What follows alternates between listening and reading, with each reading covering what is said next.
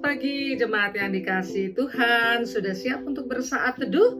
Kita akan membaca, siapkan Efesus pasal 5 ayat 15 sampai 21. Kalau bersaat teduh tempatnya yang nyaman ya, yang mungkin sepi ya, waktunya saudara pilih. Boleh juga menyediakan minuman kayak saya ini ya. Ini coffee cold brew ya, yang sudah 24 jam paling minimal untuk didinginkan.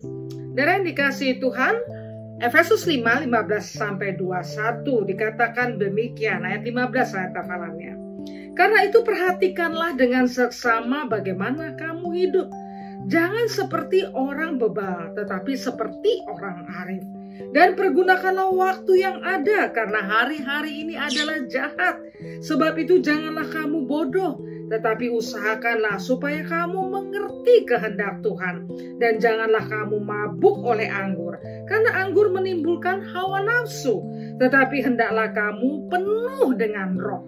Beda ya, ada perbedaan terus dalam kehidupan. Dan berkata-katalah seorang kepada yang lain dalam mazmur, kidung puji-pujian dan nyanyian rohani. Dan bernyanyilah dan bersoraklah bagi Tuhan dengan segenap hati.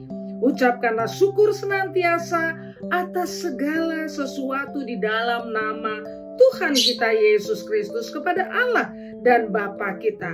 Dan rendahkanlah dirimu seorang kepada yang lain di dalam takut akan Kristus. Saudara yang dikasihi Tuhan, tema kita hari ini adalah kita diajak untuk memperhatikan hidup dengan seksama. Perhatikanlah seksama akan hidupmu. Saudara, di dalam hidup ini ada nilai-nilai yang merupakan sesuatu hal yang kita hidupi, nilai-nilai kehidupan itu ya. Dan nilai-nilai itu sangat penting. Misalnya kalau seorang sudah mengajarkan kepada anaknya, anaknya mungkin akan mengingat, gimana pun juga kamu punya harga diri. Jangan suka minta-minta, tetapi sungguh bergantung kepada Tuhan. Itu mungkin nilai-nilai yang diajarkan di dalam kehidupan seorang orang tua kepada anak-anaknya ya. Ingat, harga diri itu penting, bukan sombong loh. Harga diri menghargai dirinya sendiri ya. Bagaimana supaya punya harkat hidup yang baik. Nah saudara, nilai-nilai kemanusiaan itu penting. Kalau kita bernilai, ada banyak orang di dalam dunia ini, bahkan masa pandemi yang sulit pun ya, nilai-nilai hidupnya tergantung daripada alat yang digunakan. Bu Agustina pakai iPad apa ya, pakai merek apa, saya pakai handphone apa, kemudian pakai emas yang banyak ataupun kita pakai mobil yang mewah. Kalau nilai kita itu bergantung kepada hal-hal yang disebut materi itu, maka Maslow katakan apa? Bahwa kita adalah derajat kemanusiaan kita sangat rendah, paling bawah, level bawah. Ya betul juga, karena kemanusiaan kita itu harkatnya tinggi. Kenapa mesti dinilai bahwa kita menjadi baik, bahwa kita menjadi merasa pede ketika ada status, ada jabatan, ketika harta kita ya, entah itu karena kreditan tapi harta kelihatannya mentereng gitu ya. Nah saudara, nilai-nilai itu penting ya. Nilai-nilai itu bisa dengan sengaja atau kita tidak sengaja mengikuti akan situasi dunia sekeliling kita. Tetapi mari anak Tuhan, perhatikan seksama hidupmu. Tuhan mau mengajak kita kepada suatu nilai yang lebih tinggi ya. Apa sih seksama hidup? Nah di dalam teks ini adalah kamu jangan jadi orang bebal tapi arif. Orang bebal itu kan keras kepala, gak mau dibilangin ya toh. Sudah dibilangin, kata orang Surabaya, ngeyel tok kerjanya ya, gak bisa dibilangin ya wes ben ya toh. Nah, sampai begitu orang tua atau tetangga atau teman atau rekan kerja ya wes ben, gak bisa dibilangin kok ya. Nah, bebal itu tidak bisa diomongin. Sekali waktu bangsa Israel dibilang juga bangsa yang bebal ya, karena tidak bisa dibilangin. Dan pilihan hidup bebal atau arif. Arif adalah di mana ada hikmat Tuhan. Ketika kita mengalami pencobaan, kita nggak buru-buru gegabah untuk mengambil tindakan yang gopol gitu ya, tetapi kita perlu hikmat Tuhan. Tuhan, tolonglah saya hadapi ini dengan bijaksana.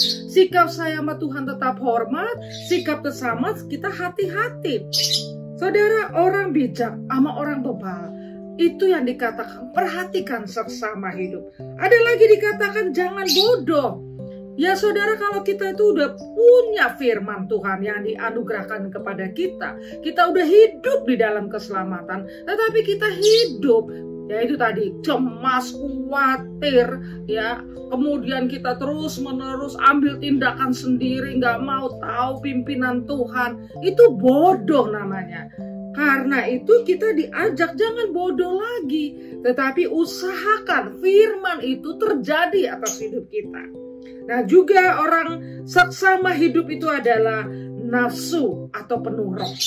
Kita nafsu kepingin beli mobil, kita nafsu kepingin beli sesuatu, kita nafsu kepingin punya rumah yang megah, tetapi kita sendiri masih tertatih-tatih karena situasi pandemi. Saudara, nafsu itulah yang mengerikan ya.